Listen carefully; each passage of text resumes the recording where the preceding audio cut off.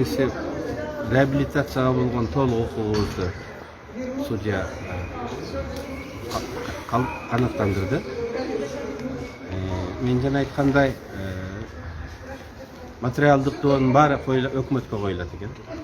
Эл айлык маселе болобу. Мына 3 жылдан 4 жыл түрмөдө турдук. Айлык маселеси болобу, башка маселелер болобу. Мен эсебим боюнча бир 4 миллиондай сом болот экен. Мен жана айткандай андан баш тартам. Анткени доогер өкмөт моралдык компенсация төлөсөк, же айлык башка маселелерди көтөрсөк, бул өкмөт төлөп берет.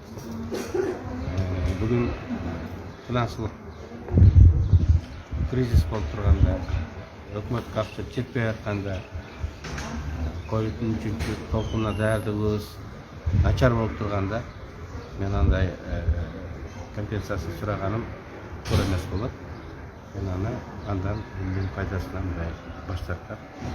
Ал эми саясий реабилитация бул башка маселе, ал жерде материалдык маселелер каралган эмес. Аны биз кеңешип чечим кабыл алабыз.